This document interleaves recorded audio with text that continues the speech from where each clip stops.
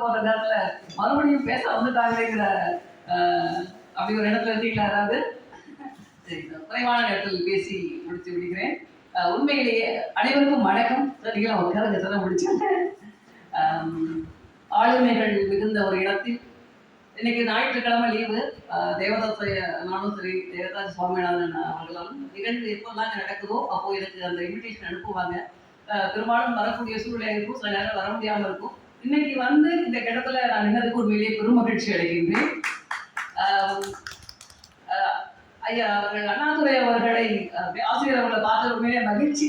என்னுடைய புத்தகத்தினுடைய முதல் விமர்சகரும் அவர்தான், முதல் புத்தகத்தை வாங்குவோம் அவர்தான்.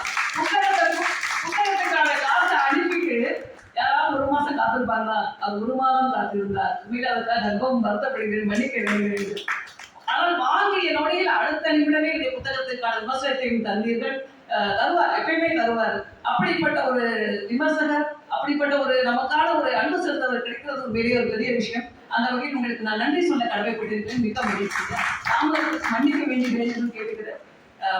சில நல்ல உறவுகளை இணையம் வழியாக பெற்றதற்கு பெரும் மகிழ்ச்சி. இணையங்கள் ஒரு வகையில நல்லதும் செய்து கெட்டதும் செய்து நல்லதை மட்டும் நாம் எடுத்துக்கொண்டால் நமக்கும் நல்லது, நாட்டிற்கும் நல்லது அப்படிங்கிறது ஒரு பக்கம் இருக்கட்டும்.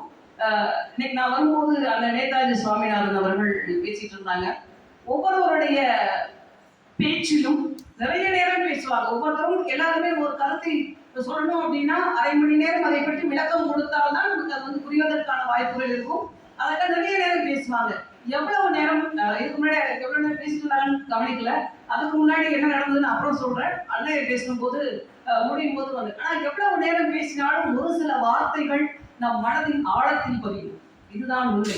ஒரு மணி நேரம் பேசினாலும் அரை மணி நேரம் பேசினாலும் ஒரு சிலருடைய ஒரு வார்த்தை நம் மனதில் பதியும். அந்த வகையில் நான் வரும்போது அவர் கூறிய வார்த்தை, ஒவ்வொரு நாளும் விளக்கேற்றும் போது வந்தே மாதரம் என்று சொல்லுங்கள் என்று சொன்னால் அது தேசத்திற்கான வழிபாடு. அப்படின்னாலும் சாமி கும்பிட போவோம், ஆனா என்ன கும்பிடுவோம்னே தெரியாது.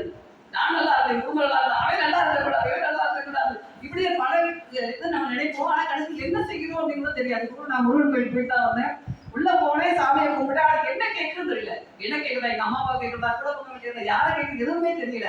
ஆனால் விளக்கேற்றும் போது வந்தே மாதரம் அது தேசத்தின் வெளிச்சம் என்று சொன்ன வார்த்தை என் இதயத்தை கழித்தது. உங்கள் ஒவ்வொருவரும் கழித்து கூறியது போலவே வந்தே மாதரம் என்ற வார்த்தையை நம்ம உள்ளத்துல கேட்கும் போது அது ஒரு ஆன்மீகத்திற்கான மொழியாக போயிட்டு. ஆன்மீகம்ன்றது ஒவ்வொருவரும் ஒவ்வொரு கடவுளை வணங்குவோம். நம்முடைய தேசத்தின் மீது கொண்ட பற்றை நாம் எவ்வாறு காட்ட வேண்டும் என்று சொன்னால் வந்தே மாதரம் என்கிற வார்த்தையை நம் உள்ளத்தில் தாங்குவோம். உண்மையிலே தாங்குவானா அது எனக்கு நீங்க சொல்லும்போது உண்மையிலே மனசு தொட்டது.